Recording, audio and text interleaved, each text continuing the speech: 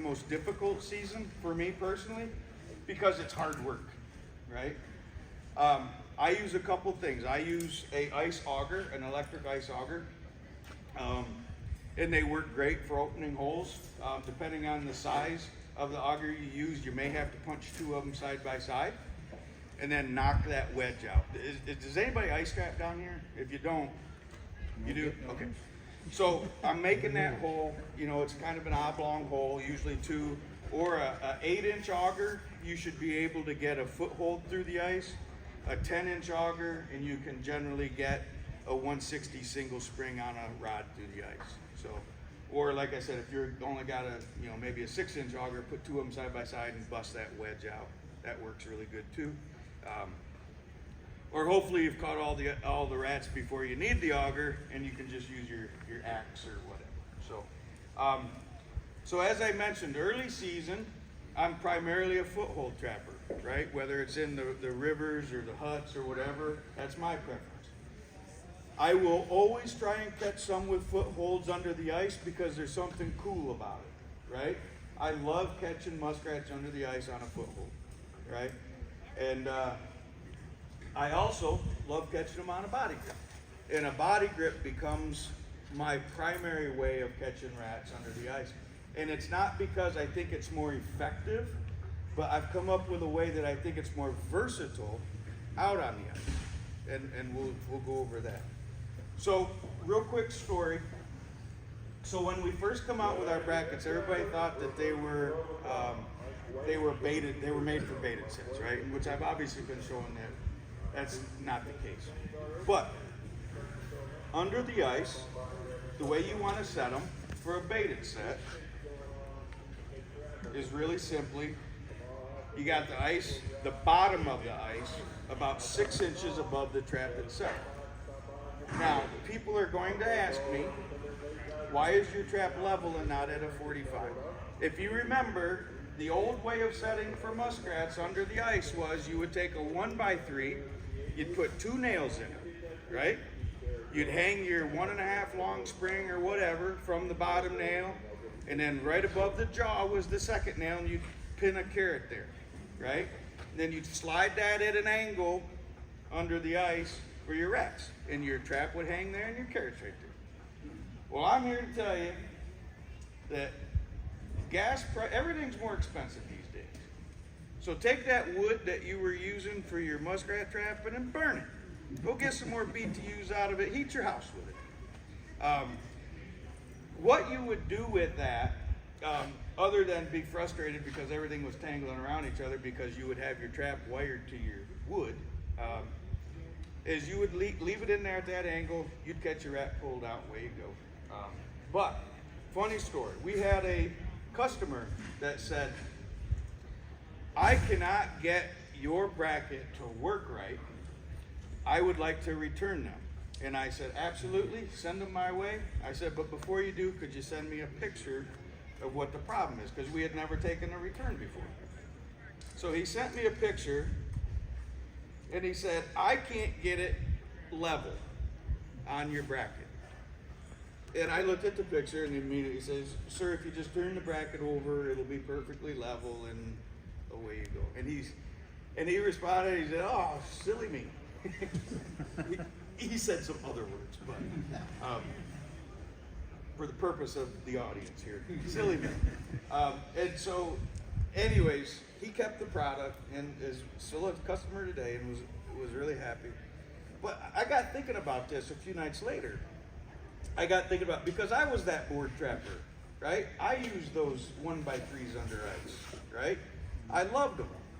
They were great. I got pictures of my boy when he was 6 years old. He had a little coonskin cap on, and we were out there catching rats under the ice, you know, or in the open river too.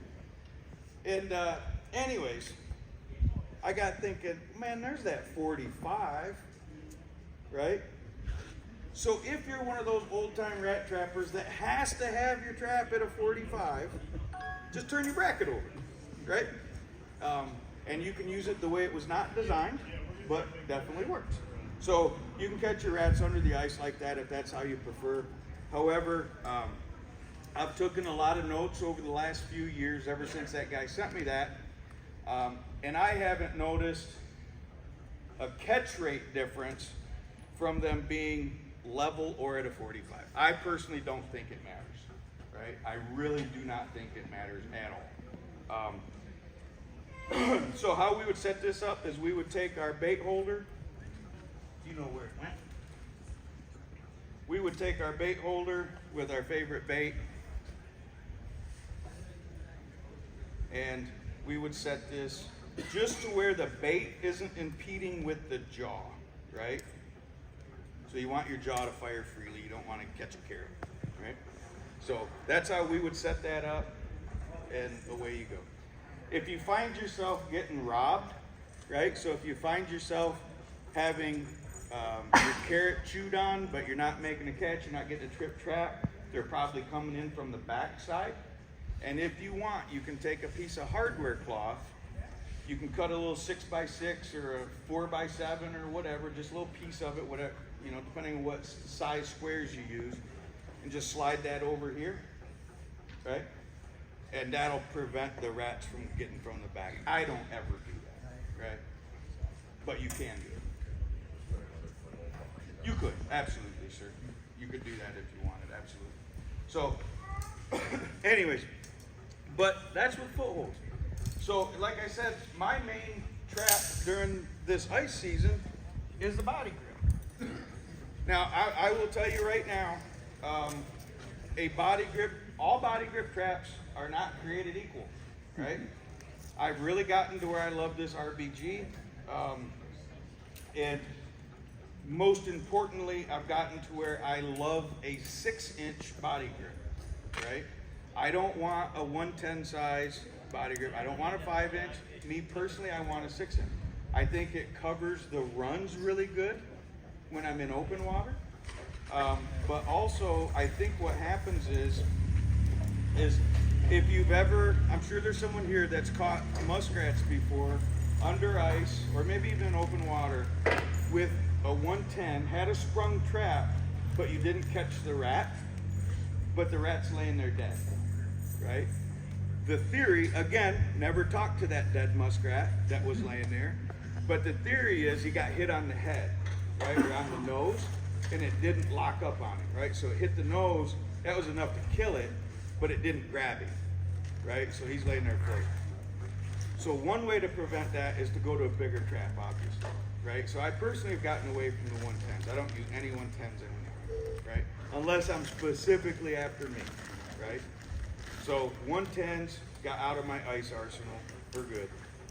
And then also the theory is, again, theory, a lot of people would actually have their triggers on the bottom or top. I guess it doesn't matter for this purpose, but the theory is a muskrat will come in and put their feet on that bottom jaw and chew on that bait or pull at that bait or whatever.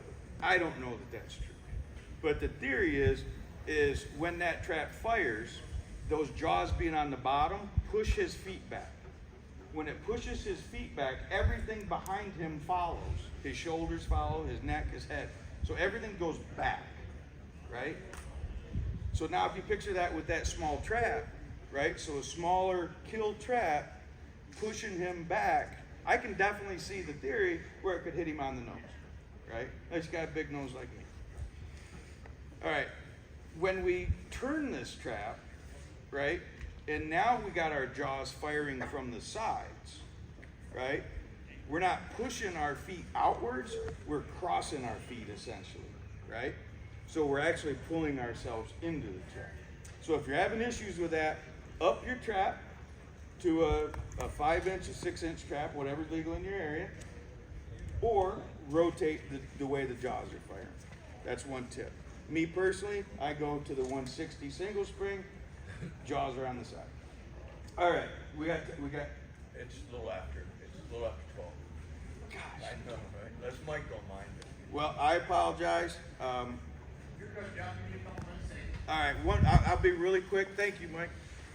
Really quick. So we're talking about under ice. We're going to set this up the same way we do with a foothold. We're going to put a carrot on there, about 6 inches underneath the ice surface.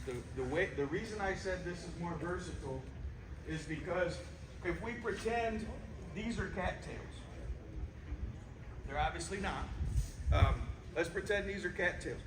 You can literally take a fiberglass rod, a 3/8 rod, and run it all the way down through a cattail, right? A cattail is nothing but a bunch of reeds, right? And I can poke all the way through that, all the way through the ice and into the bottom of the water. Well, what's that matter? Well, when you're out there on that frozen pond and you see those huts, you'll see mink tracks going from hut to hut to hut to hut. They'll burrow through one hut, right, out the other. And they'll run that circuit, right? So what I'm saying is why I'm out there picking up those muskrats, I could simply take this and run that through that cattail and plug